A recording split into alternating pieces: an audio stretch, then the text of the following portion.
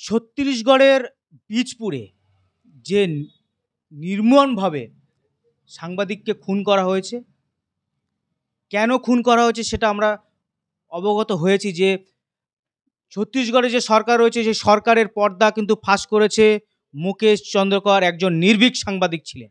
সেই সাংবাদিকের খুন করেছে ছত্তিশগড়ে যে সরকার, সেই সরকারের যারা বলতে পারি দস্যু রূপে যারা টাকা কোটি কোটি টাকা আত্মসাৎ করেছে, সেই আত্মসাতের করার যে চক্র, সেই চক্রকে কিন্তু ফাঁস করেছে কিন্তু নির্ভীক সাংবাদিক মুকেশ চন্দ্রকার।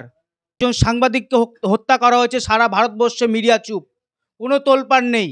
কিন্তু আমরা একটা নির্ভীক সাংবাদিক সত্যকে তুলে ধরার জন্য নিজের জীবন পর্যন্ত দিতে তারা দ্বিধাবোধ করেনি, বিক্রি হয়নি। সেই ছত্তিশগড়ের সরকার শুধুমাত্র দুজনকে সামনে এনে প্রস্তুত করে দিয়েছে, দুজনকে আমরা গ্রেপ্তার করেছি। আমরা সরাসরি নিউ টাউনের তৃণমূল নেতা মোহাম্মদ শাহ আলম দাদার কাছে আমরা এসেছি।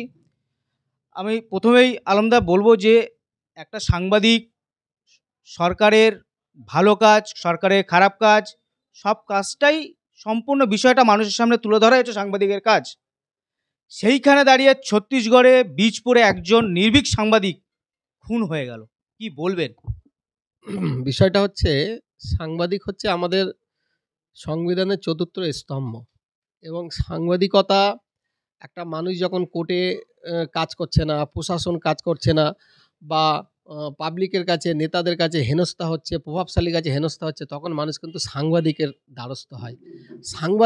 সাংবাদিকতা এবং সাংবাদিকের দায়িত্ব সমাজের প্রতি একটা বিশাল ব্যাপার।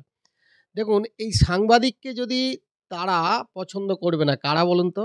যারা চোখ রাঙানো পছন্দ করে না। সারা ভারতবর্ষেই কিন্তু সাধারণ মানুষের কথা এবং যত স্মাগলিং আছে, সেটা আপনি দেশের গরুর মাংস রপ্তানি থেকে শুরু করে, আর বাংলাদেশে মানুষ চালাচান থেকে শুরু করে, এবং এরকম অনেক দেশ রক্ষার্থে চীন বর্ডারের ভিতরে ঢুকে এসে ঘর করা থেকে শুরু করে, এবং যে 15 লক্ষ টাকা না দেওয়া থেকে শুরু করে, সারা ভারতবর্ষের সাংবাদিকতার মুখ বন্ধ। আমি প্রশ্নটা করতে চাই সুধীর চৌধুরীকে, তিনি একজন সাংবাদিক। সুধীর চৌধুরী নিজেকে বলে ভারতবর্ষের 1 নম্বর চ্যানেল হচ্ছে আজ তাক, এবং সে যেভাবে 1200 বছর, 1500 বছর, 1000 বছর পুরনো হিস্টোরিক্যাল ব্যাপারগুলো তুলে ধরে নিয়ে মানুষের মাথা মগজ ধোলাই করছে, আজকের এই মুকেশের জন্য বিজেপি শাসিত রাজ্যেই তার জন্য কি চিন্তা ভাবনা করছে। যখন ইনকাউন্টার হচ্ছে সারা ইউপি জুড়ে, তখন কিন্তু অন্য কেউ না, যোগেন্দর শর্মা, সে একজন দিল্লির ছেলে, ইউপিতে সাংবাদিকতা করতে গিয়ে সে যখন খবরটা তুলেছিল, বিজেপির এক নেতা তার গায়ের উপর দিয়ে গাড়ি চালিয়ে দিয়েছিল। জানেন, এরকমভাবে সমস্ত জায়গাতেই বিজেপি একটা পথের কাঁটা হয়ে গেছে তাদের কাছে, যারা স্বৈরাচারীর বিরুদ্ধে, ফ্যাসিবাদের বিরুদ্ধে, দেশদ্রোহিতার বিরুদ্ধে যে সমস্ত সাংবাদিক ভাইরা লড়াই করছে, যে সমস্ত সাংবাদিক ভাইরা দেশের ভালো চাইছে, করাপশন বন্ধ করতে চাইছে, দুর্নীতি বন্ধ করতে চাইছে, লড়াই করছে, তাদের বিরুদ্ধে যখনই কথা বলতে যাচ্ছে, তারা পথের কাঁটা হয়ে যাচ্ছে, তাদেরকে মৃত্যুর কোলে ঠেলে দিচ্ছে এই বিজেপি। বিজেপি হচ্ছে একটা সম্পূর্ণ ফ্যাসিবাদ, স্বৈরাচারী, এবং মানুষের রায়কে তারা মানে না। তারা মানে যে কোনো প্রকারে তাদের এজেন্ডা তৈরি করা। যেমন সিপিএমরা ছিল, দেশের খাবে, দেশের পড়বে, দেশের সব কিছু করবে, কিন্তু তারা সবসময় কার্ল মার্ক্সের ব্যাপারটা তুলে ধরবে এবং চীনের পদদলিত তারা চলবে। তাই না, আমি মনে করি যেটা মুকেশের সঙ্গে হয়েছে, আমি যদি কোনো দিন ছত্তিশগড়ে যাই, তার পরিবারকে আমি নিজের পক্ষ থেকে 1 লক্ষ টাকা অনুদান দেব। আর আপনাদের মাধ্যম যদি কোনো রকমভাবে যোগাযোগ করতে পারেন, আপনাদের মাধ্যম থেকে তার পরিবারের সাথে যোগাযোগ করে দিতে পারলে, আমি সত্যিকারে আপনাদের মাধ্যম দিয়ে, এই চ্যানেলের মাধ্যম দিয়ে 1 লক্ষ টাকা অনুদান দেব, এবং যেন তার পরিবার ওই সমস্ত কালপিটদের বিরুদ্ধে লড়াই করতে পারে আদালতে, তার জন্য দেব। কারণ দেশের সাংবাদিক হচ্ছে আসল সত্য কথা তুলে ধরে। যখন মানুষ কোনো জায়গায় বিচার পায় না, তখন সাংবাদিকতাটাই আসে, তখন সাংবাদিকের কাছে চলে যায়, গিয়ে বলে আমাদেরকে বাঁচাও, আমি এর দুয়ারে গেছি, ওর দুয়ারে গেছি, সমস্ত কাছে গেছি, হয় না। আমাদের বাংলাতেও আমরা অগাধ স্বাধীনতাভাবে সাংবাদিকতা করছে, অগাধ স্বাধীনতাভাবে তারা কাজ করছে, আমরা দেখেছি। তারপরেও কিছু কিছু নেতারা কখনো ভুল করে ফেলে। যখন ভুল করে, তাদের বিরুদ্ধে কিন্তু আমরা সোচ্চারভাবে দল মত সমস্ত কিছু ঊর্ধ্বে গিয়ে আমরা এটা নিন্দা করি। তাই আমি এটা নিন্দা করছি, এবং সঙ্গে সঙ্গে ওই পরিবারের পাশে আমি আছি। সে কেস চালানোর জন্য তার আর্থিক যদি টাকার প্রয়োজন হয়, আমি ১,০০,০০০ টাকা দিতেও চাইছি, কিন্তু তার পরিবারের সাথে আমাদের যোগাযোগ করে দিতে হবে। এখন প্রতিবাদ করছে, তাদের উপরে চেপে ধরছে, তার মধ্যে সাংবাদিক হচ্ছে একটা ব্যাপার। কিন্তু আমার আশা, এই ভারতবর্ষের পৃথিবীতে একটা শ্রেষ্ঠ গণতন্ত্রক দেশ, পৃথিবীর ভিতরে একটা শ্রেষ্ঠ গণতন্ত্র দেশ। ভারতবর্ষের যে গণতন্ত্র আছে পৃথিবীর কোথাও নেই।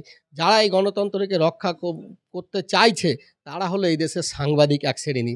তারা আজ না হলে কাল এই সাংবাদিকদের কাছেই নত স্বীকার করতে হবে, এবং এই সাংবাদিকরাই পারবে এই স্বৈরাচারী বিজেপির বিরুদ্ধে আসল লড়াইটা লড়ে, এবং তাদের যে কুচক্রী চিন্তাভাবনা, দেশ বিক্রি করার চিন্তাভাবনাটা তুলে ধরবে, এবং তারা এমনই একটা সূর্য দেখাবে, যে সূর্যটায় মানুষ দেখার জন্য অপেক্ষায় আছে, উজ্জ্বল সূর্য, যে সূর্যটা মানুষ দেখার জন্য অপেক্ষায় আছে সারা দেশের মানুষ, সেটা সাংবাদিকের মাধ্যম দিয়ে হবে। বিজেপি পারবে না সাংবাদিকদেরকে গলা টিপে, সুধীর চৌধুরী বলুন আর চাই আরও যত হোক। আজকে রাবিশ কুমারের মতন একজন বিখ্যাত সাংবাদিক দেশে থাকতে পারছে না, আজ লন্ডনে তাকে থাকতে হচ্ছে, কখনো ইউএসএতে তাকে থাকতে হচ্ছে। এরকম অনেক সাংবাদিক আছে যারা দেশ ত্যাগ করে চলে গেছে, রোহিত শর্মা থেকে শুরু করে অনেকেই আছে। তাই আমি আপনাদের সংবাদ মাধ্যম থেকে বলবো, বাংলায় যতদিন আপনারা আছেন ততদিন মমতা ব্যানার্জির সঙ্গে আপনাদের বিরুদ্ধে কোনো কিছু হবে না, এটা আমাদের গ্যারান্টি। আর আপনাদের উপরে যদি কোনোদিন কিছু হয় জ্যাংরা হাতিয়ারা গ্রাম পঞ্চায়েতের ভিতরে, আমাকে জানাবেন, আমাদের দলের ঊর্ধ্বতন নেতৃত্বকে জানাবেন, তার সুব্যবস্থা আপনাদের করে দেবো। আশা করি কোনোদিনও এখানে হবে না। এটা বিজেপি না, এটা তৃণমূলের সরকার।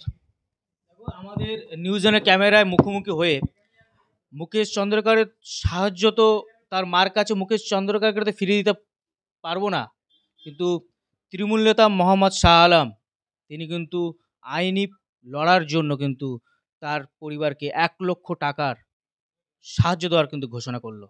পুরো রিপোর্ট নিউজ অন।